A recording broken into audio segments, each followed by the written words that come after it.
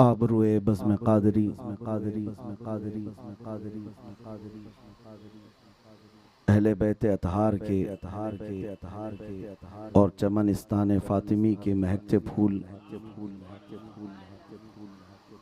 नाइबान रसूल, असातीन मिल्लत, हाज़रीन अहले सुन्नत व जमात, अस्सलामु अलैकुम व रहमतुल्लाहि व बरकातुहू। अल्हम्दुलिल्लाहि व कफ़ा व सलामुन अला हबीबिहिल मुस्तफ़ा, अम्मा बअद। फ़अऊज़ु बिल्लाहि मिनश शैतानिर रजीम, बिस्मिल्लाहिर रहमानिर रहीम। मिनल मुअमिनीन रिजालुन सदक़ू मा आहदुल्लाह अलैहि, सदक़ल्लाहु मौलानल अज़ीम। बारगाह रिसालत मुआब सल्लल्लाहु अलैहि वसल्लम में एक बार दुरूद पाक का हदिया पेश करें। अल्लाहुम्मा सल्लि अला सय्यिदिना व मौलाना मुहम्मदिन मअदनिल जूदि वल करम व आलिहि व अस्हाबिहिल किराम व इब्निहिल करीम व बारिक व सल्लिम सलातन दाइमतन सरमदन अबदा। तेरे ग़ुलामों का नक्शे कदम है राह खुदा, वो क्या बहक सके जो ये सुराग लेके चले। अज़ीज़ान गिरामी वक़ार, आज इस अजीम खानक़ाह में मेरी हाज़िरी, मैं अपने सआदत पर फ़ख्र महसूस कर रहा हूँ कि शहज़ादे कुमैल अशरफ साहब क़िबला हज़रत सैयद मोहम्मद अल अशरफ अदाम अल्लाहु इक़बालुहु, आपका हुक्म था, आपकी दावत थी। फ़कीर यहाँ तकरीर करने के लिए नहीं बल्कि तकरीर सीखने के लिए आया, इसलिए कि ये उस खानक़ाह में आज मैं खड़ा हूँ जहाँ के पीर व मुर्शिद पूरे हिंदुस्तान के ख़तीब थे। उनकी खिताबत जिसको अकाबिर ने, बल्कि हुज़ूर सैयदी कुमैल अशरफ साहब रहमतुल्लाहि ताला अलैह जामिया अशरफिया मुबारकपुर से पढ़ने के ज़माने से निकले थे, उसी वक्त उनके उस्ताद गिरामी हुज़ूर हाफिज़ मिल्लत ने उनको ख़तीब असग़र का लक़ब दे दिया था। तो यहाँ खिताबत करने के लिए नहीं बल्कि खिताबत सीखने के लिए हम हाजिर आए हैं। और पिछले चंद दिनों से मैं महसूस कर रहा हूँ कि हमारा सितारा औज पर है, इसलिए कि मुसलसल जो हमारी हाज़िरी जलसों में हो रही है वो किसी न किसी सैयदज़ादे की सरपरस्ती में ही है। खुसूसियत के साथ एक महीना ही नहीं गुजरा होगा, माररा मुतहरा के सादात के साथ हाजिरी हुई, फिर कालपी शरीफ हाजिरी हुई, फिर उसके बाद बड़ौदा के सादात खानकाह कादरिया में, और फिर उनके बाद सीधे खानकाह अशरफिया में। ये सादात का साया हमारे सर पर है तो हमारे दिलों को और भी फ़ख्र से बुलंद करता है और हमारा सीना चौड़ा हो जाता है। और फिर हम इनकी सरपरस्ती को देख कर के ये कहते हैं, हज़ारों कोशिशें कर ली दुनिया ने झुकाने की, हज़ारों कोशिशें कर ली दुनिया ने झुकाने की, मुझे झुकने नहीं देता भरम ज़हरा के बच्चों का। ये इनकी सरपरस्ती और इनकी दुआएं मुझे झुकने नहीं देता भरम ज़हरा के बच्चों का। अज़ीज़ान गिरामी वक़ार, इसी निस्बत पर फ़ख्र करते हुए बरेली के इमाम ने भी कहा था, क्या दबे जिस पे हिमायत का हो पंजाते, बल्कि हम यूं कहते हैं क्यों दबे जिस पे हिमायत का हो पंजा तेरा, शेर को खतरे में लाता नहीं कुत्ता तेरा। हमें इस बात पर फ़ख्र है कि आज दुनिया अगरचे स्कॉलर नाम से, टीचर नाम से, प्रोफेसर नाम से, जिस नाम से भी याद करती हो, लेकिन इस बात पर हमें फ़ख्र है कि हम निस्बतों वाले लोग हैं। अल्लाह का करोड़ा एहसान है कि उसने हमें निस्बतों वाली जमात में रखा है और हमेशा इसी जमात में हमारी इस्तिकामत अता करे। मेरे अजीज़ों, आज यहाँ पर 18 सफ़र जैसे कि मुझे बताया गया, हर महीने की 18वीं शब को हुज़ूर सैयदी कुमैल अशरफ मियाँ रहमतुल्लाहि ताला अलैह के निस्बत से ये महफिल का इनेकाद होता रहा है। मुंबई की उस अजीम खानका में हम बैठे हैं। खानका का तस्वुर आता है ख़ास तौर पर मुंबई में तो वो 10 बाई 10 के कमरे का ही होता है। खानका का मतलब क्योंकि हर गली में कोई ना कोई पीर साहब बनाए हुए हैं, लेकिन यहाँ चलकर महसूस हुआ ये खानका नहीं, ये बादशाह का तख्त है। इसलिए कि सैयदी कुमैल अशरफ मियां रहमतुल्लाह ताला अलैह को ऐसा नहीं कि आज अचानक मैं आया हूँ और आपके सामने बोल रहा हूँ। मेरी ज़माने तालिब इल्मी का आपको मैं एक वाक़या बता दूं। हिफ्ज़ की तालीम हासिल कर रहा था, मेरे उस्ताद गिरामी हज़रत अल्लामा मुफ्ती ज़ुबैर साहब क़िबला मौजूद हैं। उम्र मुश्किल से 11 साल की होगी। उस वक्त ये मुझे लेकर के चले थे कचोचा शरीफ, और पहली मर्तबा मेरी हाज़िरी हुई थी कचोचा शरीफ। और उस वक्त क़याम हमारा कहीं और नहीं, हज़रत कुमैल अशरफ मियां रहमतुल्लाह अलैह की खानका में ही था। पहली मर्तबा कचोचा के किसी बड़े बुजुर्ग को मैंने सामने देखा था 11 साल की उम्र में, क्योंकि क़िबला हज़रत सैयद अहमद अशरफ मियां शहज़ादा हुज़ूर कुमैल अशरफ साहब मुफ्ती साहब के साथियों में हैं जामिया अशरफिया मुबारकपुर में पढ़ने के ज़माने से। तो ये ताल्लुक़ था जिसकी वजह से हमारी मेहमान नवाजी भी बड़ी शानदार हुई थी। मुझे वो खाने भी याद हैं, वो दस्तरखान भी याद है, हज़रत का कुर्सी पर बैठे रहना और हमारे लिए दुआएं करना। मेरे अजीज़ों, लोगों को अगर ये मालूम ना हो तो इसके लिए मैंने वजाहतन कह दिया कि हम तो हज़रत कुमैल अशरफ मियां रहमतुल्लाह अलैह का चेहरा उसी वक्त अपनी आंखों में समाए थे जब हम अभी उन फवाने शबाब में भी नहीं आए थे। हमारी तालिब इल्मी की शुरुआत थी और उन्हीं बुजुर्गों की नज़र करम है कि अल्लाह तबारक व तआला ने इल्म के रास्ते हमारे लिए आसान फरमाए। मेरे अजीज़ों, तालिब इल्मी का दौर बड़ा सख्त होता है, लेकिन 2000 किलोमीटर दूर जाकर मैं अपने घर से पढ़ रहा था। बेचैनियाँ बेकरारियाँ रहती हैं, लेकिन इन बुज़ुर्गों के सायों ने और इनकी शफ़क़तों ने या इनकी दुआओं ने हमें थाम रखा है। मारेरा मुतहरा के सादात भी और कचोचा मुक़द्दसा के सादात भी। हज़रत सैयद कुमैल अशरफ मियां रहमतुल्लाह ताला अलैह के पास मुफ्ती साहब ने मुझे पेश किया, कहा ये मेरा छोटा भाई है और हिफ्ज़ कर रहा है जामिया अशरफिया मुबारकपुर में। तो नाम सुनते ही वो मस्त हो गए और उसके बाद अपने ज़माने अशरफिया की बातें सुनाने लगे। और उसके बाद फिर उन्होंने पंजा हमारे ऊपर मार करके कहा था कि हिफ्ज़ करने के दौरान जब 15-20 पारे हो जाएं तो डगमगाता है आदमी, इंशाअल्लाह तुम नहीं डगमगाओगे। यही वो बातें हैं मेरे अजीज़ों, मुझे याद है, इसीलिए मैंने अपनी गुफ्तगू के शुरुआत में ही ये कह दिया, हज़ारों कोशिशें कर ली दुनिया ने झुकाने की, मुझे झुकने नहीं देता भरम ज़हरा के बच्चों का।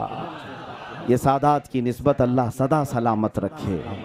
मेरे अजीज़ों, अब थोड़ी सी बातें, क्योंकि यहाँ पर तकरीर हो चुकी है, मैं आपके सामने मुख्तसरन कुछ अर्ज़ करना चाहूँगा।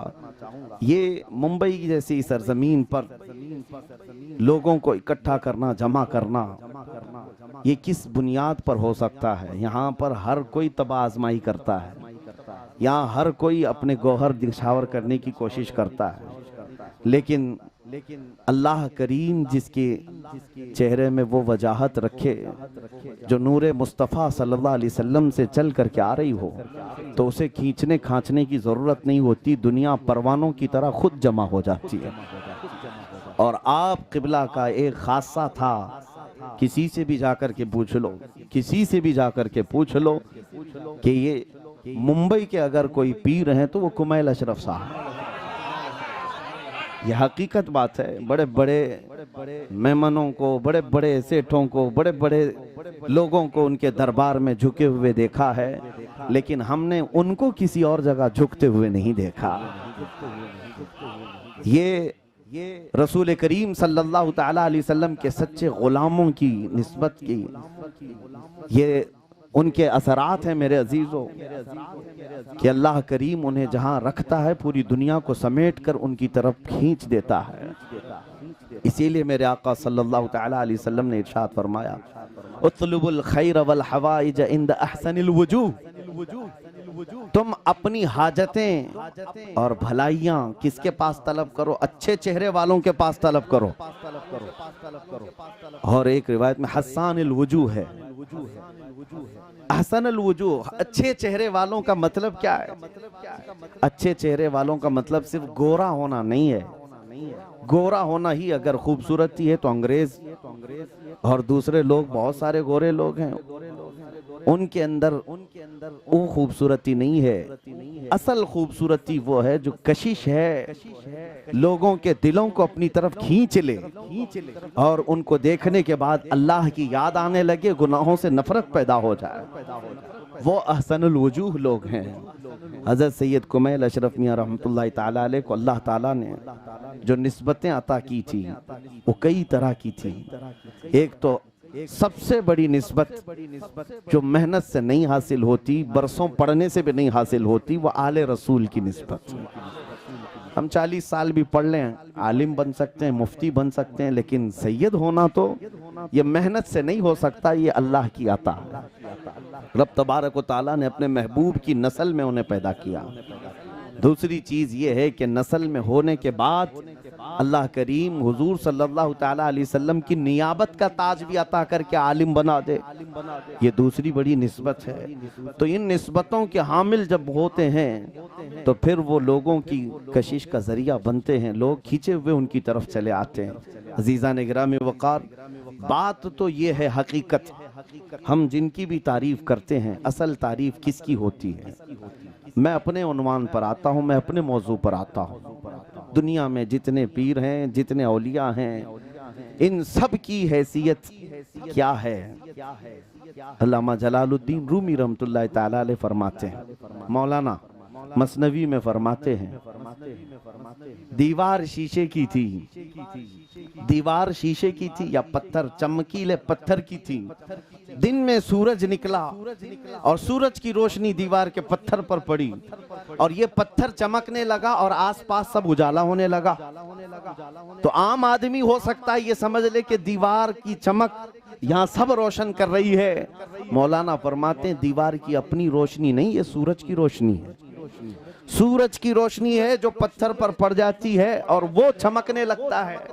अजीज़ान गिरामी वक़ार, बिला तशबीह बिला तमसील, ये तो पत्थरों की दीवारें हैं जो सूरज की रोशनी से चमकती हैं, लेकिन उम्मत के जितने औलिया कामिलीन चमकते हैं वो नूरे मुस्तफ़ा से चमकते हैं। असली रोशनी तो वहीं से पड़ रही है और वो आफ़ताबे रिसालत सल्लल्लाहु ताला अलैहि वसल्लम की रोशनी इनके क़ुलूब पर आती है।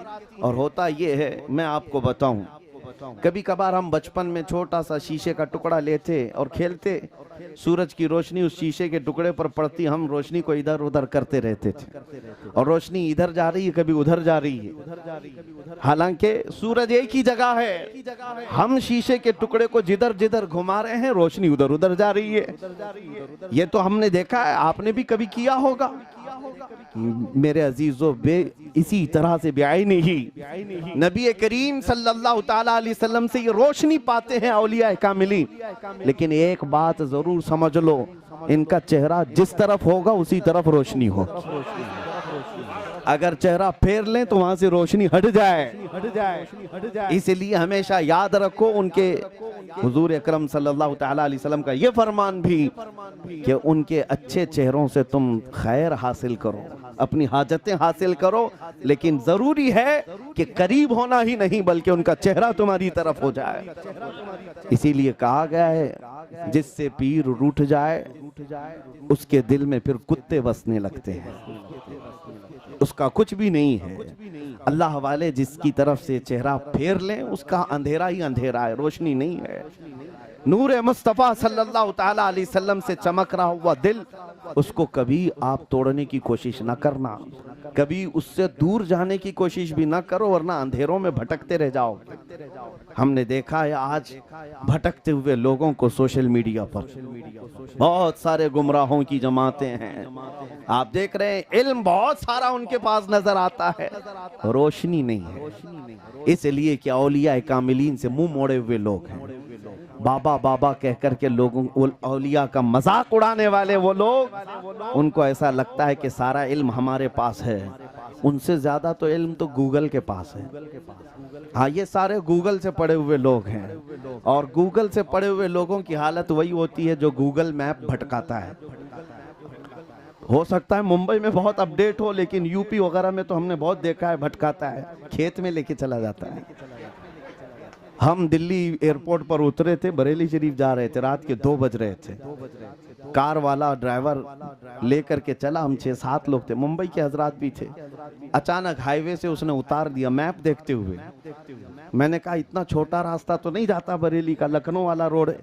कहा नहीं, ये शॉर्टकट दिखा रहा है, जल्दी ले जाएगा।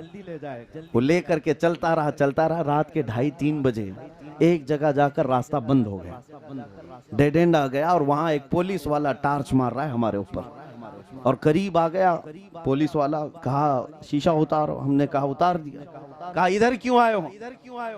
हम लोगों ने कहा हम तो बरेली जा रहे थे। कहा ये बरेली नहीं, ये सब जेल है, तुम यहाँ कहाँ आ गए? ये वाकया हमेशा हमें याद है। गूगल के शागिर्द अक्सर सब जेल जाते हैं। याद रखो मेरे अजीजों, वो उसी जेल की तरफ ले जाएंगे।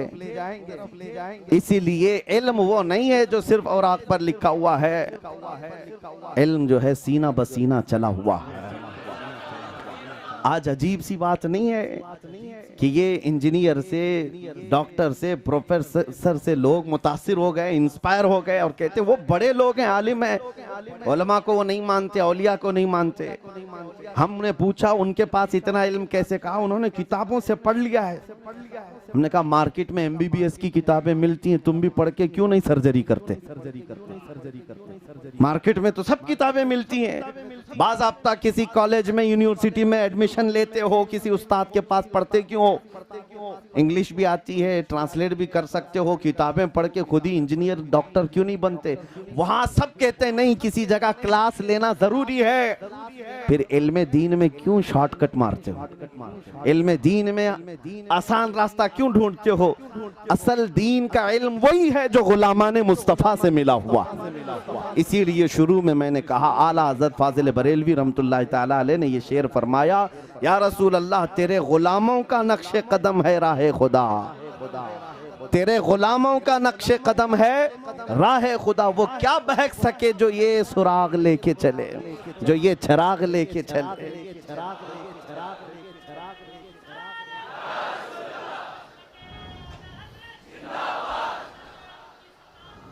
अजीज़ान इकरामी, एक बात और भी मैं बता दूं, हमें जाहिल कहा जाता है। ये सुन्नियों की जमात, बरेलवियों की जमात जाहिल है, खिचड़े, नियाज, फातिहा इसी में सब लगी रहती है। ये ताने भी बहुत देते हैं, ये सब कहते हैं। उसके बावजूद मुझे हैरत हुई, जो हमारे मकतब फ़िक्र से ताल्लुक़ रखने वाला आदमी है ही नहीं, वही स्कॉलर जिसके आज बहुत सारे नौजवान इंस्पायर हैं, उससे पूछा गया कि हुजूर सल्लल्लाहु ताला अलैहि वसल्लम की मोहब्बत में कैसा कमाल होना चाहिए, तो झट से कहा कि इस जमाने में वैसी मोहब्बत जो सहाबा करते थे रसूलुल्लाह के जमाने में, देखना है तो सिर्फ बरेलवियों में मिलती है। अल फज़्लु लिमा शहीद बिहिल आदा, फजीलत उसकी है जिसकी दुश्मन भी गवाही देते हों। आज अल्हम्दुलिल्लाह हमें इस बात का फख्र है कि ये औलिया इकराम के दामन से वाबस्ता होने की वजह है कि हम रसूल पाक सल्लल्लाहु ताला अलैहि वसल्लम के आशिकों में शुमार होते हैं, हुजूर के मुहिब्बीन में हम शुमार होते हैं। अजीज़ान गिरामी, ये सदका है रसूल करीम सल्लल्लाहु अलैहि वसल्लम के उन नाइबीन का। इसलिए बे उनके वास्ते खुदा कुछ अता करे, हाशा गलत गलत, ये हवस बेबसर की है।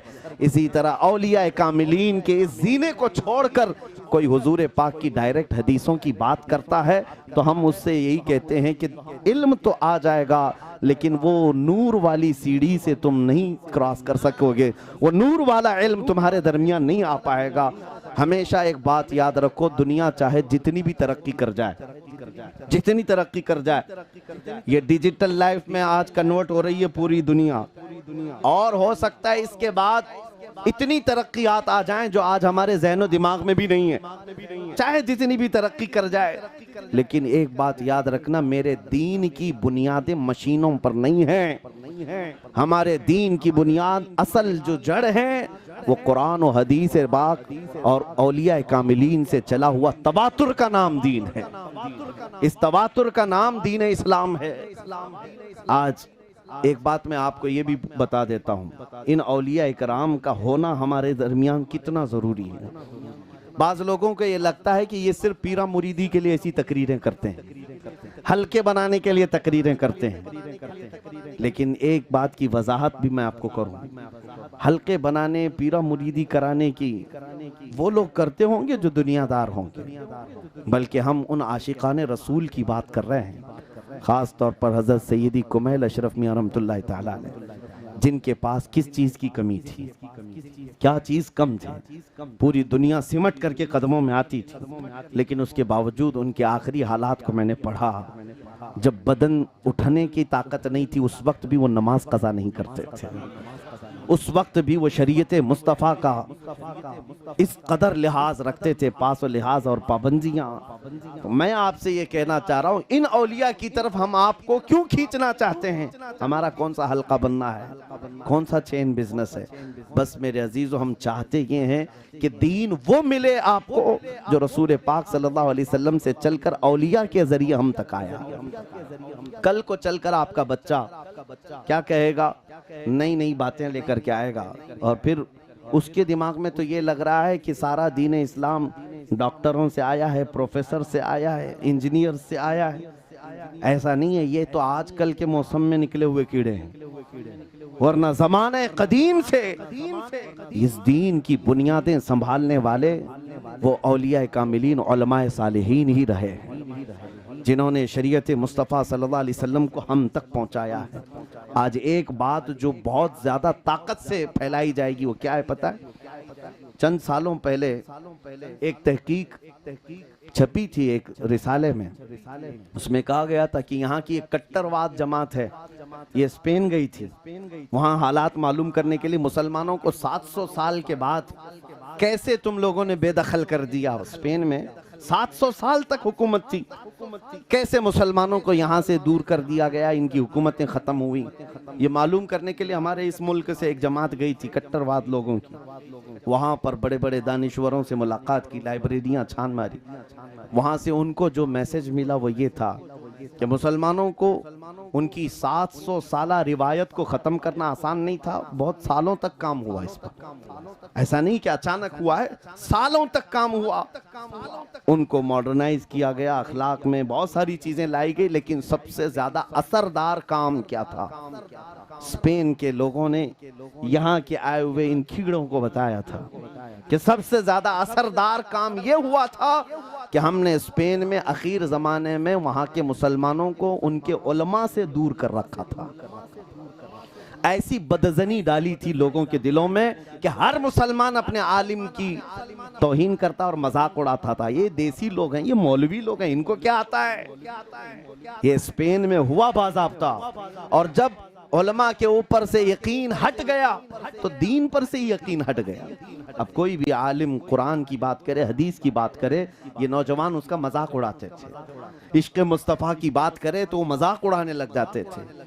तो उन लोगों ने ये कहा आखिर में सबसे ज्यादा असरदार काम यही था कि जब हम इनके ऊपर हावी हो गए, तब भी इनके मौलवी चिल्ला रहे थे इनको, मुसलमानों को, लेकिन मुसलमानों की हालत ये थी कि वो अपने मौलवियों की सुनना ही नहीं चाहते थे। वो इस जमात को एक अलग मखलूक समझ बैठे थे। आज वो हालात वापस फिर लाए जा रहे हैं।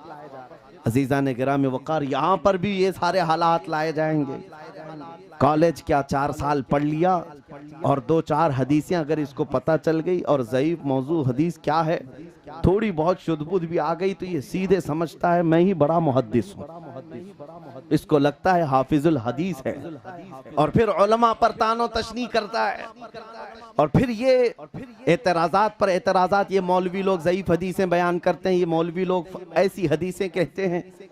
अज़ीज़ान गिरामी वक़ार, वो दौर हम देख रहे हैं अपनी आंखों से। इसलिए मैं तमाम नौजवानों से कहता हूँ, एक नौजवान हमारे पास आया, यही सेम बात मैंने कहा था कि बेटा आप उलमा पर तानो तशनी ना करें, उम्मत के जो बड़े औलिया कामिलीन जिन्होंने दीन हम तक पहुंचाया है उन पर उंगली ना उठाएं। और आप जिस तरह की तहकीक की बात कर रहे हैं, ये हदीस वो हदीस, मैंने कहा इतना कहां से सीख लिए? कहा इंजीनियर मिर्जा से सीख क्या है, इसी से सीख क्या है? तो उसने कहा क्या आप मना करते हैं हमको कि हम कुछ सीखे ही नहीं इस्लाम और कुछ बात ही ना करें? मैंने कहा मेरे प्यारे, हमने मना कब किया? शौक से दीन की बातें करो, लेकिन 7-8 साल पहले आलिम तो बन जाओ, उसूली आलिम बनो और फिर शौक से बहस करो। एक रात में इंजीनियर से पढ़ लिया, दूसरे रात तो तुम मुनाजिर बन गए, और वो भी कट्टे पर बैठ करके, गली के नुक्कड़ पर बैठ करके, और व्हाट्सएप पे और फेसबुक पर मुनाजरे पे मुनाजरे। यही चीज किसी को मैं मिसाल के तौर पर कहा, अगर मैं कहूं किसी किसान को एक दिन मैं ऑपरेशन थिएटर में खड़ा कर दूं, एक दिन वो डॉक्टर को देख ले और दूसरे दिन से वो खुद ही चीर फाड़ शुरू कर दे, चलेगा ये? एक दिन डॉक्टर को देखा और दूसरे दिन खुद ही वो ऑपरेशन करने लगा। किसान जब ऑपरेशन करेगा तो फिर फावड़े और खुदाली से ही करेगा। तुम्हें पता है उसकी वो फील्ड नहीं है, उसकी वो फील्ड नहीं है, उसको तो खेती बाड़ी करनी चाहिए थी। अब वो सर्जरी करने पर आएगा तो चीर फाड़ बहुत बुरी तरह करेगा, हिलाक करके रखेगा।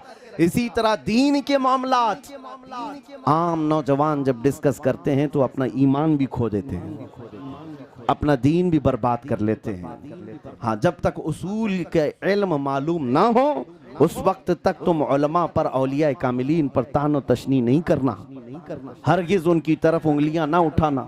हाँ, अगर शौक है तो पूरा उसूली इल्म हासिल करो। इल्म दीन के इतने जखीरे हैं, समंदर है। आप सिर्फ एक हदीस की फील्ड को ही इख्तियार कर लें तो मैं समझता हूँ 60 साल की उम्र भी कम होगी सिर्फ इल्म हदीस हासिल करने के लिए, सिर्फ इल्म हदीस हासिल करने के लिए।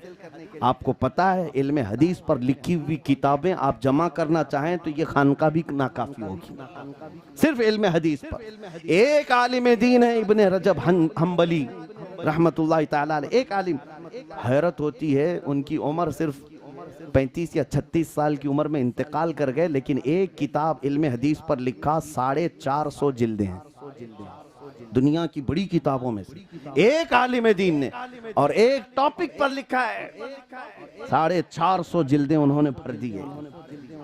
इस तरह से तो मैं एक मिसाल तुम्हारे सामने रख रहा हूं, उम्मत के ये अकाबिर ने जो हमें दिया है वो बहुत बड़ा जखीरा हम तक पहुंचा है।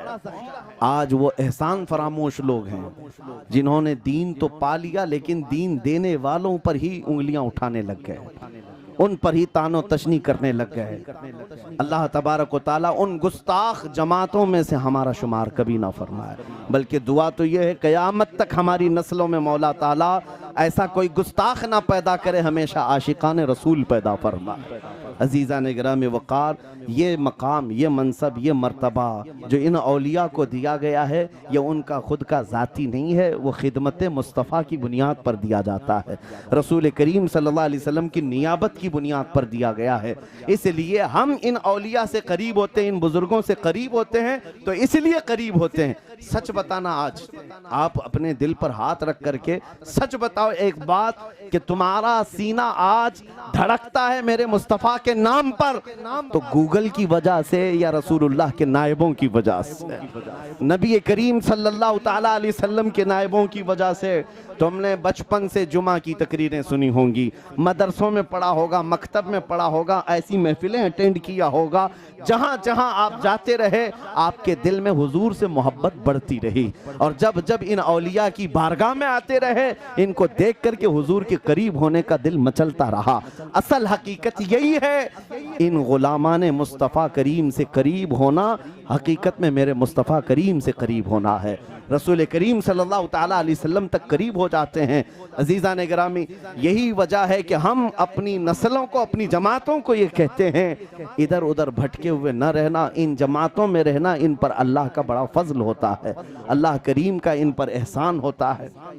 मेरे अजीज़ों, नबी करीम सल्लल्लाहु ताला अलैहि वसल्लम की गुलामी की जो एक और ख़ास उसका एक वस्फ मैं आपको बता दूं।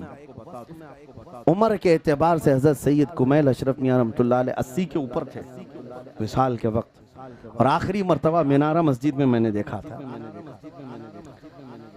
उसके बाद फिर हमारी मुलाकात ना हो सकी, लेकिन भरे मजमे में इससे कई ज्यादा का मजमा ही क्यों ना हो, जब उस शहजादे अशरफ को बिठाया जाए तो हजारों की आंखें उसी चेहरे की थी। हकीकत है या नहीं?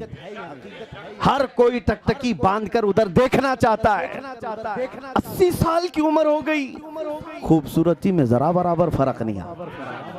किस बात की खूबसूरती? मेरे अजीजों, एक बात मैं आपको याद रखो, लोगों को अगर ऐसा लगता है पाउडर और मेकअप और लाली से ही खूबसूरत बनते हैं तो ये ख्याल निकाल दो। हमने बॉलीवुड हॉलीवुड के पीछे भागने वाले जवानों को देखा है, उनके चेहरों पर झुर्रियां क्या पड़ गईं, इधर हीरो बदल गया। लोग दूसरा तलाश करते हैं, हमें अब नया चाहिए, ये पुराना हो गया, इसकी कमर झुक गई, दांत झड़ गए हैं। जब उस मैदान में कोई बूढ़ा होता है उसे साइड लगा दिया जाता है, लेकिन मेरे मुस्तफा के गुलामों में जो जितना बूढ़ा होता है उतनी इज्जत बढ़ाई जाती है, उसकी इज्जत बढ़ती चली जाती है।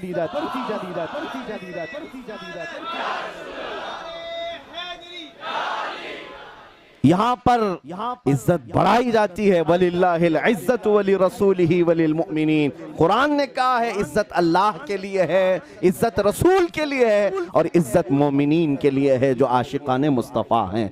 इसलिए हमने यहाँ घटती हुई इज्जत नहीं देखा है। और एक बात आपको बता दूं, हमारे आम मोहल्लों में जब कोई बूढ़ा हो जाए उसके बच्चे ही उससे कहते हैं अब्बा जान अब तुम थोड़ा साइड में बैठो, हमको करने दो। जवान लोग आ गए, बूढ़ा सटिया गया है, उसको साइड कर दिया, बच्चे भी उसको किसी फैसले में नहीं लेते, बाबा तुम बाहर बैठो ना, हम कर रहे हैं। ये तो देखी हुई बात है, आम लोगों में ये हाल होता है। लेकिन उलमाए सालिहीन में हमने देखा, कई सेमिनार जो उलमा और मुफ्तियान कराम के होते हैं हमने अटेंड किए, देखे हैं, वहाँ पर जो सबसे ज्यादा उम्र दराज आलिम दीन होते हैं उन्हीं को सरपरस्त और सदर बनाया जाता है, उन्हीं को फैसल भी बनाया जाता है। यहाँ ज्यादा उम्र हो जाने पर ये नहीं कहते अब जवान उलमा मिलकर के हल करेंगे, नहीं, बल्कि जितने बूढ़े आलिम दीन हैं उनकी इज्जत उतनी ही ज्यादा है। इसलिए कि मोहम्मद के गुलामों में बुढ़ापा सल्लल्लाहु अलैहि वसल्लम बचपन से हम सुनते आ रहे हैं, मोहम्मद के गुलामों में बुढ़ापा आ नहीं सकता। इसलिए इधर उधर की इज्जत क्यों ढूंढते हो, क्यों इधर उधर इज्जत ढूंढ रहे हो? उन नौजवानों से मैं कहता हूँ किस कदर तुम पॉश बनना चाहते हो, ये कब तक होगा? जब तक तुम्हारे चेहरे का गाजा सलामत है, जब तक तुम्हारी जवानी है। हो सकता है चंद लोग तुम्हारी आओ भगत करें, तारीफ करें, तुम्हारे मनसब, तुम्हारे पैसे और तुम्हारी खूबसूरती को, ये जिस दिन चले जाएं उस दिन सब छूट जाएं, सब खत्म हो जाए। लेकिन जो नबी करीम सल्लल्लाहु ताला अलैहि वसल्लम से के मोहब्बत से मिली हुई खूबसूरती है, जो जमाल है, वो कभी खत्म नहीं होता, वो कभी खत्म नहीं होता।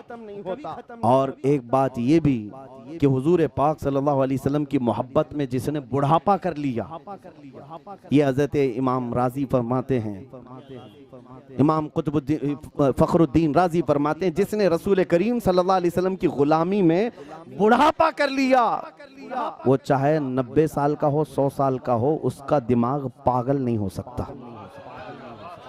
ये गारंटी उन्होंने कहा। वो बड़े हकीम थे, बहुत बड़े तबीब थे, बहुत बड़े डॉक्टर थे।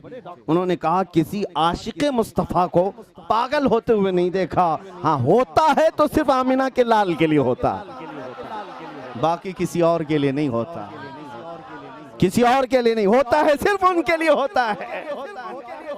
अपनी अक्लें उनकी महफूज रहती हैं। इसीलिए हमने देखा है यहाँ उलमाए सालिहीन, औलिया कामिलीन बुढ़ापे में भी, सकरात के वक्त भी इनकी न नमाजें जाती हैं, न ये लोगों को पहचानने से इनकार करते हैं, इनकी अक्लें सलामत रहती हैं। अजीज़ान गिरामी वक़ार, आला हज़रत फ़ाज़िल बरेलवी रहमतुल्लाहि तआला अलैह के मुताल्लिक़ ये बात मिलती है। 25 सफ़र को आपका इंतकाल हुआ, 25 सफ़र को उनके शागिर्द अरशद सदरुल शरिया मौलाना अमजद अली खान रहमतुल्लाह अलैह फरमाते हैं, एक मसला मैं तलाश कर रहा था, दारुल इफ्ता में बैठा था और फतवा लिखना था और उसका रेफरेंस, उसका हवाला मुझे नहीं मिल रहा था। तो मैंने सोचा कि आला हज़रत से जाकर के पूछ लूं, उस्ताद से, लेकिन हालत भी बड़ी गंभीर थी, सकरात का वक्त चल रहा है। फिर भी हिम्मत करके चले गए। दोपहर का वक्त था, घर में औरतें थी तो घर औरतों को अंदर कर दिया गया और आला हज़रत ने कहा कैसे आना हुआ मौलाना? बिस्तर पर लेटे हुए थे। कहा कि एक मसला लिख रहा था, उसका हवाला मुझे नहीं मिल रहा है। तो लेटे लेटे बिस्तर पर से कहा फतावा शामी जिल्द नंबर 6 और फलां सफ़े पर फलां लाइन में आपको ये मिल जाए। वो कहते हैं मैं जल्दी से दारुल इफ्ता से भागता, आपके घर से भागता हुआ आया, दारुल इफ्ता में फतावा शामी निकाला।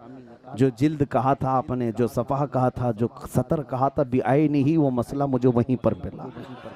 अभी वो लिख रहे थे, इसी असना में ऐलान हो गया कि आला हज़रत का इंतकाल हो गया। मैं ये मसला, ये वाक़या इसलिए अर्ज कर रहा हूँ कि इंतकाल से चंद लम्हात पहले कोई अपने शागिर्द को हकीकत का पता दे रहा हो, उसको हवाला बता रहा हो। अरे ये वक्त वो होता है जब माँ अपने बेटे को पहचानने से मना कर दे, लेकिन आशिक रसूल का जहन मौत तक भी सलामत रहता है, बल्कि मौत क्या, मौत के बाद भी सलामत रहता है। इसलिए कि उसने अपना सब कुछ हुजूर की बारगाह में जो निछावर कर दिया। इसीलिए आज आपके लिए भी मैसेज यही है, आज ले उनकी पनाह, आज मदद मांगो उनसे। कल ना मानेंगे क़यामत में अगर मान गया। हकीकत में जिंदगी यही है मेरे अजीजों, उन्हें जाना, उन्हें माना, ना रखा गैर से काम, लिल्लाहिल हम्द मैं दुनिया से मुसलमान गया। इन औलिया को जाते हुए भी हमने देखा है और इनका बैठना भी देखा है, इनकी मौत भी देखी, इनका दफन होना भी देखा, इनके दफन होने के बाद भी उनकी कब्रों पर मजमे भी देखे। लगता ही नहीं कि इस दुनिया से उस दुनिया गए हैं। फ़र्क क्या हुआ है अजीज़ा ने गिराम वक़ार, दे कहने के तो दुनिया बदल गई, लेकिन इनका हाल ये है जो हमारे मुर्शिदान गिरामी हैं, औलिया कामिलीन, इस तख्त को छोड़कर किसी और तख्त पर गए हैं। इज्जतों में कोई कमी नहीं आई है और बढ़ाया जाता है, बढ़ाया जाता है। और इंतकाल के बाद भी लोग कब्रों की तरफ खींचे चले आते हैं। वो कैसी कशिश अल्लाह उनके दिलों में देता है, कैसा उनके अंदर वो कशिश है कि सारी दुनिया को अपनी तरफ खींचते रहते हैं। यही वो उन्सुर है जो इश्क़ मुस्तफ़ा से मिला करता है, मोहब्बत मुस्तफ़ा से मिला करता है। इसीलिए मैं अक्सर अपने जलसों में या तकरीरों में एक जुमला दे जाता हूँ सारे लोगों के लिए, मेरे लिए भी, कि अगर इस दुनिया में मकाम व मर्तबा चाहो, सुर्खरुई चाहो, इज्जत चाहो, एक फार्मूला जिस पर अमल करो, उनकी बात करो, हर दिल पे राज करो। उनकी बात करो, हर दिल पे राज करो। देखना ये प्रैक्टिकली होता है। हमें कौन जानता था, हमारा हाल तो सिर्फ यही है कि जब तक बिके न थे तो कोई पूछता न था। या रसूल अल्लाह, तुमने खरीद कर हमें अनमोल कर दिया। हमारी इज्जतें हमारे बाप, हमारे दादा, हमारे खानदान या हमारे इल्म, हमारे मनसब की वजह से नहीं है। दुनिया हमें पहचानती है तो नामे मुस्तफ़ा से पहचानती है। ये सिर्फ हमारी बात नहीं है। नौजवानों, गली कूचे में घूमने वाला हर मुसलमान नौजवान, तुम्हें भी दुनिया तुम्हारे जरिए से नहीं, मेरे नबी के जरिए से पहचानती है। बहुत सारी जगहों पर तो ये मोहम्मदन कहते हैं, मुस्लिम्स नहीं कहते, मोहम्मदन कहते हैं, यानी हुजूर सल्लल्लाहु तआला अलैहि वसल्लम के नाम पाक क्यों इस तरह से। हम तो इसके जवाब के कायल नहीं हैं, लेकिन मशहूर कुफ्फार और मुशरिकीन में यह बात हो गई है कि ये जमात जहाँ होती है मोहम्मदी होती है, नबी पाक सल्लल्लाहु अलैहि वसल्लम से जोड़कर तुम्हें दुनिया याद करती है। इसीलिए डॉक्टर इकबाल ने 100 साल पहले कहा था, आबरूए माँ ज़नाम मुस्तफ़ास्त, हम सब की इज्जत व आबरू मुस्तफ़ा के नाम से है।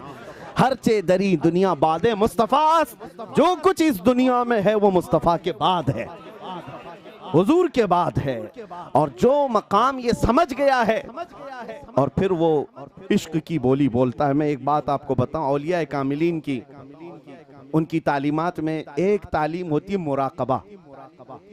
तसव्वुफ की तालीमात जहाँ दी जाती हैं मुराकबा है, और उसके बाद फिर मुकाशफा, फिर अलग अलग मंजिलें। लेकिन शुरू के मुब्तदी तालीम जो स्टार्ट किया हुआ तसव्वुफ के रास्ते पर चल रहा, उसको मुराकबा कराया जाता है। ये मुराकबा क्या होता है? मुहासबा, मुराकबा, बहुत सारे इसमें इस्तिलाहात हैं। होता ये है आधा घंटा, पौना घंटा या कम से कम 15 मिनट आंखें बंद करके सर झुकाए बैठा रहे, कुछ पढ़ना हो ना हो, बस सोचना है, सोचना है। इसका नाम मुराकबा है। औलिया कामिलीन में हजरत जुनैद बगदादी से पूछा गया, मुराकबा करना है, आंखें बंद करके बैठना है, पढ़ना क्या है ये भी नहीं मालूम, सोचना क्या है ये तो बता दें, सोचें क्या? हजरत जुनैद बगदादी रहमतुल्लाह अलैह ने फरमाया, बस इतना सोचना है कि मैं क्यों पैदा हुआ, मैं क्यों आया इस दुनिया में, इसी का नाम मुराकबा, ये सोचना। और ये आम लोग नहीं करते, जो कर चुके रोजाना मुराकबा करते कि मैं इस दुनिया में क्यों आया, मैं इस दुनिया में क्यों आया, मैं इस दुनिया में क्यों आया। फिर एक दिन उनको जवाब खुद से मिलता है और फिर वो खुद ही पुकार कर कहते हैं, जिंदगी ये नहीं किसी की किसी के लिए, जिंदगी है नबी की नबी के लिए, ना समझ मरते हैं जिंदगी के लिए, जीना मरना है सब कुछ नबी के लिए।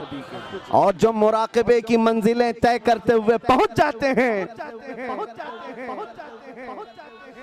मुराकबा करते करते जो इस मकाम को पहुंचते हैं कि मैं क्यों पैदा हुआ, मैं क्यों आया इस दुनिया में, मेरा काम क्या है। एक वक्त आता है जब अल्लाह की तरफ से उन्हें ये बता दिया जाता है, तू क्यों आया है, तेरा काम क्या है। जब उन्हें समझ आ जाती है बात या फिर उन्हें क्लिक होती है तो फिर वो पुकार कर कहते हैं, या रसूल अल्लाह, हम आए यहाँ तुम्हारे लिए, उठे भी वहां और दहन में जुबान तुम्हारे लिए, अरे बदन में है जान, सब कुछ तुम्हारे लिए।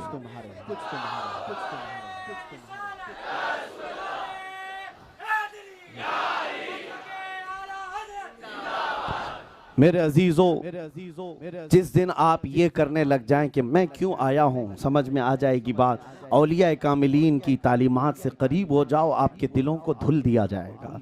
हमने शेखुल हिंद रहमतुल्लाह ताला अलैह की तालीमात के सिलसिले में जो कुछ भी मुझे मालूम है, जो पढ़ा है, वो एक बात ये भी है कि मैं दुबई की सरजमीन पर था तरावी पढ़ाने के वक्त, तो एक साहब मुंबई के रहने वाले, बड़े घराने से उनका ताल्लुक है, उस वक्त वो आकर के हजरत की तफसीलात हमें बता रहे थे। कहा आप तो एक अलग फील्ड के आदमी हैं, वो अमेरिका, यूके, यूरोप बड़े बड़े बिजनेस में शामिल रहते हैं। कहा कि मैं हजरत के पास गया था, हजरत के पास बैठा था, हजरत बार बार, तो मैंने पूछा कि आपकी तो फील्ड अलग है, मौलाना लोगों से तो मिलते ही नहीं है, और फिर ये हजरत कर रहे हैं। कहा क्या बात है, मेरी माँ के साथ गया था, उन्होंने मुझे गौर से देखा तो उस वक्त से उनसे मोहब्बत हो गई, बार बार उनको देखने का दिल चाहता था। एक ऐसे नौजवान की बात कर रहा हूं मैं नाम अगरचे नहीं जिक्र कर रहा, लेकिन मैं जानता हूं पर्सनली कि एक अलग फील्ड का बंदा है, लेकिन हजरत की तारीफ में वो इतने गुन गाता रहा। उसके बाद फिर हमें वो बात समझ में आई। मेरे अजीजों, मौलाना रोम फरमाते हैं, मौलाना जलालुद्दीन रूमी फरमाते हैं कि आपको पता है कि जब हर चीज जो नापाक होती है उसको पाक करने का शरीयत ने एक कानून दिया है। मसला है, आप पढ़ें, कभी कपड़े पर नजासत लग गई तो कितने बार धोना है, अगर किसी सामान पर नजासत लग गई तो उसको कैसे पाक करना है, मसले हैं पूरे। बाहर शरीयत, कानून शरीयत किसी में भी उठा के पढ़ सकते हैं। कुएं में कोई नजासत गिर जाए तो कितना पानी निकालना है, सबके पाक करने के मसले मौजूद हैं।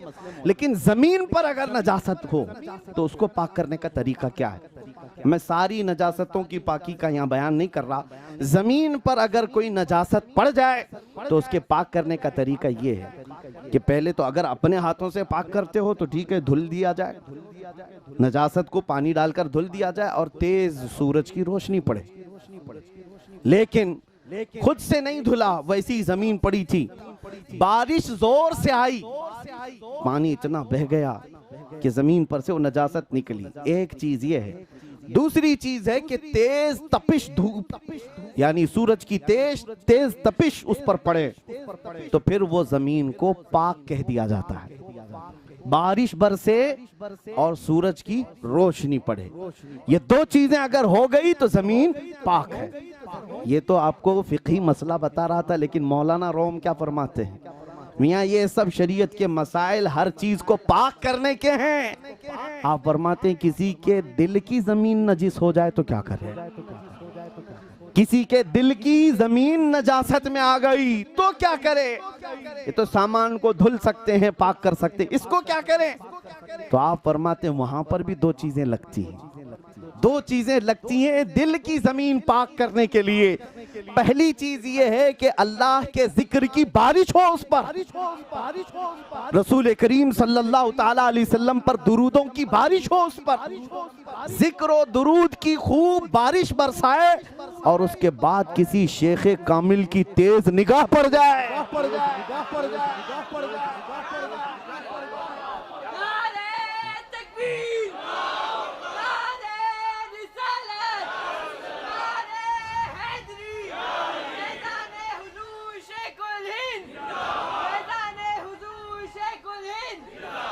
मेरे अजीजों बात समझ लो कि दो चीजें यहां भी जरूरी हैं। दिल की जमीन अगर नजासत में मुलव्विस हो गई तो पहले अल्लाह का जिक्र और दुरूद मुस्तफ़ा पर कायम हो जाओ और ये बारिश से तुम्हारे दिल के अंदर की नजासत धुल तो जाएगी, लेकिन उसको पक्का होने के लिए किसी शेख कामिल की तेज निगाहों की जरूरत है। जब शेख की निगाहें उस पर पड़ जाएं तो फिर कह दिया जाता है कि दिल अब पाक हो गया है, दिल पाक हो गया है। इसी को मौलाना ने खुद फरमाया, मौलवी हरगिज न शुद्ध मौलाए रोम, मौलवी हरगिज न शुद्ध मौलाए रोम, ताना शुद्ध गुलाम शम्स तबरेजी। हाँ, मौलवी वो थे पहले मौलाना जलालुद्दीन, वो कहते हैं मौलाए रोम नहीं बना उस वक्त तक जब तक के शम्स तबरेजी की गुलामी में नहीं आया था। शेख कामिल की निस्बत के बाद दिल भी कामिल हो जाता है। अजीज़ान गिरामी वक़ार, बाज़ लोग हमारा ये मजाक उड़ाते हैं, इंशाअल्लाह वो क़यामत के दिन देखेंगे, क़यामत के दिन देखेंगे कि ये पीरा मुरीदी वाले, ये बाबा वाले, खैर ठीक है, हमको रसूल पाक के वो नाइबीन की जमात मुबारक हो और तुम्हें शैतानों के गुरु घंटाल ही मुबारक हो। तुम जिसके साथ जाना चाहो जाओ, हमें तो इस बात का फ़ख्र है कि हम के चोचा से चलते हैं तो बरेली पहुंचते हैं, बरेली से निकलते हैं अजमेर जाते हैं, अजमेर से चलते हैं बगदाद पहुंचते हैं, बगदाद से सीधे फिर मदीने तैयबा पहुंचते हैं। इस सफ़र की क्या बात है मेरे अजीज़ों, इस पर फ़ख्र ही फ़ख्र है। ये सफ़र ऐसा है जिस पर फ़ख्र ही फ़ख्र है, क्योंकि जिस जगह से भी हमने अपने सफ़र को गुजारा है उन औलिया कामिलीन के आस्थानों से गुजारा है जिनके ऊपर कुफ़ार और मुशरिकीन और दुश्मनाने इस्लाम का भी इत्तेफाक है कि ये आए थे दुनिया में तन्हा, लेकिन जाते जाते लाखों के दिलों में शमअ इश्क़ मुस्तफ़ा जला के गए। अज़ीज़ान गिरामी वक़ार, हमेशा इस निस्बत से वाबस्ता रहो, निस्बतों से वाबस्ता रहो, इसलिए कि आपको पता है हज़रत फ़खरुद्दीन राज़ी रहमतुल्लाह ताला अलैह ये फरमाते हैं, इमाम राज़ी जो हज़रत नजमुद्दीन कुबरा के मुरीद थे, कहते हैं मेरे इंतकाल, उनके इंतकाल के वक्त ये जो रिवायत बयान की गई है, शैतान इबलीस उनके पास आया और कहा कि खुदा एक है, इस पर कोई दलील है। उन्होंने दलील दी, शैतान ने उस दलील को रद्द कर दिया। फिर उसके बाद दूसरी दलील दी, तीसरी दलील दी, 360 दलीलें दे दी। खुदा के एक होने पर वो बड़े मंतिकी थे, बड़े फलसफी थे, बड़े बड़े उलमा उनके पास पढ़ने के लिए आते थे। 360 दलीलें अपने खुदा के एक होने पर देते रहे और शैतान हर दलील को काटता रहा। ईमान डगमगा जाएगा किसी का भी 4 दलीलें कट हो जाने के बाद। उसके बाद वो रोने लगे कि मैं दलील क्या दूं अपने खुदा के एक होने पर। लेकिन जिसकी निस्बत से वो बंधे हुए थे वो हज़रत शेख नजमुद्दीन कुबरा, वो उस वक्त उनके पास थे भी नहीं, बहुत दूर मौजूद थे। वहां से वो अपने मुरीद सादिक का हाल देख रहे थे। पुकार कर उन्होंने आवाज दी, ए राजी, इस इबलीस को ये क्यों नहीं कहता मैं अपने खुदा को बगैर दलील के एक मानता हूँ। इमाम राजी ने कहा मैं अपने रब्बे जुल जलाल को बगैर किसी दलील के एक मानता हूँ। इबलीस लाइन जाते जाते कहा अगर तेरा पीर ना होता तो आज मैं तेरा ईमान ले चुका होता। मेरे अजीजों, किसी जगह पर हमें थामने वाला होना जरूरी है। इसीलिए और एक बात याद रखो कि करंट जहां से सप्लाई होता है जाहिर सी बात है डायरेक्ट आप ये बड़े बड़े जो करंट की लाइन होती है उससे अपना बल्ब जला भी नहीं पाओगे। अपने घर में डायरेक्ट तार ले लो, पूरे घर के वायर जल जाएगी, सारे ट्यूबलाइट सारे सब भस्म हो जाएंगे। हाँ, तुम्हें करंट बीएमसी वाले देते हो या जो भी यहाँ कंपनियां चल रही हैं वो एक ट्रांसफार्मर रखती हैं, पहले मेन करंट उसमें आता है, फिर उसका पावर कम होकर के घरों में आता है। तुम्हारी जितनी कैपेसिटी है उतना करंट दिया जाता है। मेरे अजीजों, ये बात याद रखो, डायरेक्ट करंट तो तुम अपने घरों में नहीं ले सकते, तो फिर अल्लाह रब्बुल इज्जत तक डायरेक्ट पहुंचने की बात करते हो। अल्लाह का कलाम रब ताला अगर चाहता तो पूरे बंदों पर यूं ही उतार देता, लेकिन उसने कुरान अजीम को कल्बे मुस्तफा पर उतारा। आपको एक बात बता दूं, हमारे एक उस्ताद गिरामी वो फरमाते थे कि हम हिफ्ज करने के वक्त जो कुरान याद करते हैं ना, किसी भी मदरसे में आप जा करके देखें, बच्चे झूम झूम करके याद करते हैं, हिल हिल करके याद करते हैं। हम पहले देखते तो इसको मजाक समझते थे, ये क्यों डूल रहे हैं, हिल रहे हैं, लेकिन जब हम पढ़ने लगे तो हम भी हिलने लगे, हम भी झूम झूम करके याद किए पूरा कुरान। लेकिन एक बात है कि किसी ने हमको झूमने का ना ऑर्डर दिया, ना किसी ने प्रैक्टिस करवाई कि ऐसे ऐसे याद करना है, खुद से होता है, ये खुद से होता है। मेरे एक उस्ताद ने फरमाया था, जानते हो बेटा, ये कुरान याद करने के वक्त आज तक बच्चे जो झूमते हैं, इसकी वजह ये है कि अल्लाह का वो मुकद्दस कलाम जिसके बारे में कुरान में खुद रब ने फरमाया, अगर हम पहाड़ों पर उतारते तो पहाड़ रेजा रेजा होते, पहाड़ रेजा रेजा हो जाते। लेकिन अल्लाह ताला ने उस मुकद्दस अमानत को कल्बे मुस्तफा पर जिस वक्त उतारा था गारे हिरा में, फरमाते हैं नबी करीम सल्लल्लाहु ताला अलैहि वसल्लम का पूरा जिस्म मुबारक हरकत में आ गया था। मोटी मोटी पसीने की बूंदें आप पर निकल रही थी सख्त ठंडियों के दिनों में। हुजूर पाक सल्लल्लाहु ताला अलैहि वसल्लम पर जब वही उतरी थी तो उस बुजुर्ग आलिम दीन ने फरमाया, हुजूर पाक सल्लल्लाहु ताला अलैहि वसल्लम पर जो नूरे इलाही उतरा है उसका असर सुबह क़यामत तक कुरान पढ़ने वाले में आता रहेगा। ये वो करंट है जो आज तक चल रहा है, लेकिन हल्का होकर के आ रहा है। लेकिन जो शॉर्टकट चाहते हैं तो फिर वो एक दिन जलेंगे जरूर, डायरेक्ट तार में जाकर पकड़ेंगे, जलेंगे जरूर। मेरे अजीजों, कहीं तो ट्रांसफार्मर होना चाहिए। अल्हम्दुलिल्लाह हमारे सुन्नियों के पास बहुत ट्रांसफार्मर हैं, बहुत हैं। कभी अजमेर से करंट आता है, कभी बगदाद से आता है, कभी बरेली से आता है तो कभी कचौथा से आता है। लेकिन अल्लाह का करम देखो, ये सारा करंट एक जगह आता है, फिर भी हम में से कोई जलता नहीं है, जलता नहीं है। वजह क्या है कि ये ट्रांसफार्मर जहां से आता है वो इतनी ताकत के साथ हमें संभाले भी हुए हैं। आला हज़रत फाजिल बरेलवी रहमतुल्लाह अलैह ने मलफूजात में एक वाक़या फरमाया कि एक जलेबी की दुकान वाला जलेबी बेच रहा था। एक फकीर आया, फकीर आकर के उससे कहा, 1 रुपया दे दे नहीं तो तेरी दुकान पलट दूंगा, 1 रुपया दे दे तेरी दुकान पलट दूंगा।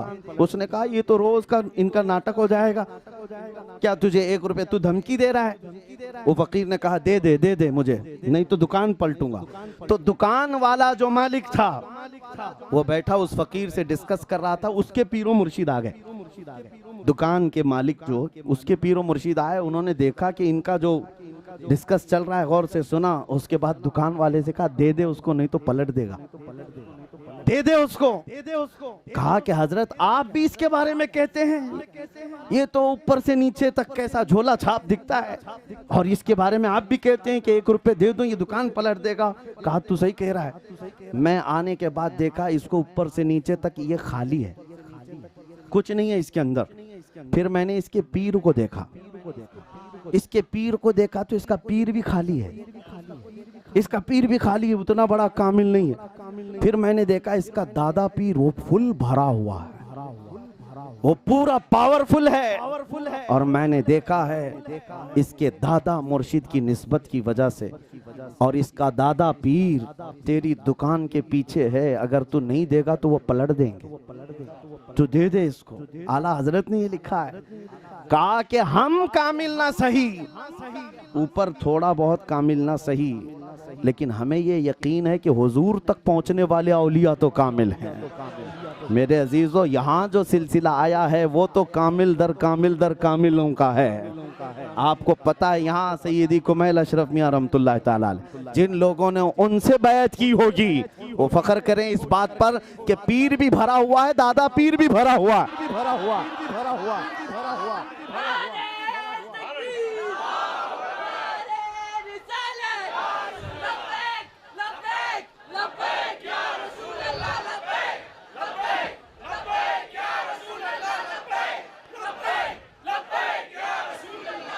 असल कमाल इसी बात का है कि सिलसिला अगर जुड़ा हुआ है तो करंट हम तक पहुंचेगा जरूर। अरे मियाँ, आज भी हाथ में हाथ देकर हम यकीन यही करते हैं पीरो मुर्शिद ने हाथ तो लिया है लेकिन हकीकत में यह हाथ रसूलुल्लाह तक पहुंचने वाला है। ये सिलसिला, ये कड़ी लगी हुई है और हम कादरियों के लिए अल्हम्दुलिल्लाह, चिश्तियों के लिए फ़ख्र की बात है। रसूल पाक सल्लल्लाहु ताला अलैहि वसल्लम से चला हुआ वो नूर, वो करंट, वो पावर कहाँ पहुँचा? हैदर कर्रार के पास आया। हैदर कर्रार से किसके पास? हुसैन आज़म के पास है। हुसैन आज़म से इमाम ज़ैनुल आबिदीन के पास आया।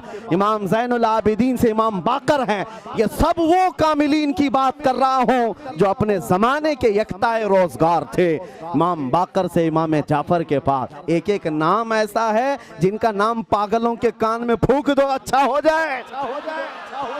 हाँ, इब्ने आसाकिर ने ये रिवायत भी लिखी है, कोई अगर वो मिर्गी वाला हो, मिर्गी की बीमारी वाला हो और मजनू हो, वो कहते हैं इब्ने आसाकिर ने ये रिवायत लिखी है कि उसके कान में ये रिवायत पढ़ो कि ये कोई रिवायत, ये हदीस या कोई रिवायत जो सिलसिलतुल ज़हब कहलाती है, सिर्फ सनद पढ़ो, सनद कि मुझसे मैं वास्ता देता हूँ इमाम मूसा काजिम का और उनसे इमाम अली, उनसे इमाम जाफर का, उनसे इमाम बाकर का, उनसे इमाम ज़ैनुल आबिदीन का, उनसे इमाम सैयदना शहीद करबला हुसैन आज़म का, उनसे अली इब्न अबी तालिब का और उनसे रसूलुल्लाह का। कहते हैं ये कान में फूंक दो, मिर्गी वाला अच्छा हो जाए, मिर्गी वाला अच्छा हो जाए। ये सिलसिला है अजीज़ा ने गिरामी वक़ार, ये सिलसिला पहुंचा था ये करंट ट्रांसफ़र होते हुए और फिर पहुंचा था इमाम जाफ़र से इमाम मूसा काजिम, फिर वहाँ इमाम सैयदना मारूफ करखी, फिर सरी सख्ती, जुनैद बगदादी, अबू बकर शिबली, अबुल फरह तरतूसी, अब्दुल वाहिद तमीमी, अबू सईद मखजूमी, फिर पीरे पीरा मीरे मीरा सैयदी अब्दुल कादिर जिलानी। अल्हम्दुलिल्लाह, आपको पता है हज़रत सैयद कुमैल अशरफ मियां रहमतुल्लाह अलैह और उनके शहजादे यहाँ बैठे हैं, इनको देखो, ये रज़्ज़ाक़ी जिलानी है, गौसे पाक की औलाद से, गौसे पाक की औलाद से भी हैं और सिलसिला भी है। मेरे अजीजों, क्या ये करंट नहीं होगा? करंट नहीं होगा? होगा। इसीलिए मैं देखता हूँ, हिंदुस्तान भर घूम करके देख लेना, इस करंट का ही असर है। किसी बदबूदार के मुंह से ये नारा नहीं सुना होगा, सिर्फ और सिर्फ सुन्नियों से ये नारा निकलता है, लब्बैक या रसूल अल्लाह। ये करंट का ही तो असर है। अपने रसूल को कौन सी जमात पुकार रही है आज? देख लेना, फैसला करना। गुस्ताखों के खिलाफ खड़े होने वाली जमात भी यही जमात है जिनको औलिया कामिलीन ने करंट ट्रांसफर किया है। बाकी सब देखे हुए चेहरे हमने देखे हैं। लंबी टोपियां, जुब्बे कुब्बे लगा लेने से सिर्फ मुसलमान दिख तो सकता है, होना और बात है। दिख जाना और है, होना और है। इसीलिए आखिरी बात मेरी अब खुलासे कलाम यही है अजीज़ा ने गिरामी वक़ार, आबरूए माँ ज़नाम मुस्तफ़ास्त, हम सब की इज़्ज़त व आबरू हुजूर के नाम से वाबस्ता है। इन औलिया ने अपनी ज़िंदगियों में यही तालीम दी है और जाते जाते इनके जनाज़ों को एक बार देख लिया होता तो तुम्हें रश्क होता, जाने में भी मज़ा है। वरना तो दुनिया में मरने से आदमी डरता है, लेकिन ये पीराने इज़ाम जिस शान से जाते हैं ये देख करके तो मरने में भी मजा है, क्योंकि इस शान से आए भी दुनिया में, इस शान से गए भी दुनिया में। और फिर इनकी कब्रों का हाल जो बुजुर्गों ने लिखा है, फरमाया है, ये जिस दिन कब्रों में पहुंचते हैं, इनका उर्स हम जो मनाते हैं, उर्स क्या है? ये शादी को कहते हैं। औलिया कामिलीन की वफ़ात के दिन, ये दूसरे वहाँ भी हम लोगों को ताना देते हैं, दुनिया सारी बर्थडे मनाती है और ये सुन्नी जो है वफ़ात का दिन मनाते हैं, वफ़ात का दिन मनाते हैं। उन पागलों को ही मालूम नहीं वफ़ात के दिन हुआ क्या था। वफ़ात के दिन हुआ ये था कि ये अल्लाह का हबीब अल्लाह से जाकर मिल गया, अपने महबूब मुहिब अपने महबूब से मिल गया, वो खुशियों की रात थी। है शबे गौर भी उसी गुल से मुलाकात की रात। ये कब्र में जिस रात गए अपने महबूब से मुलाकात कर लिया। हम भी आज ये तमन्ना करके जाते हैं मेरे अजीज़ों, ज़िंदगी ऐसी गुजारो, ज़िंदगी ऐसी गुजारो कि कब्र में जाने के बाद फिर आप भी ये कहें अब तो पाए नाज़ से फरिश्तों क्यों उठूं। मुनकर नकीर से जो घबराते हैं सवालात से, लेकिन आशिक मुस्तफ़ा ये नहीं कहता। आशिक मुस्तफ़ा की जुबान ये होती है अब तो पाए नाज़ से फरिश्तों क्यों उठूं। अरे मर के पहुंचा हूं यहाँ इस दिलरुबा के वास्ते।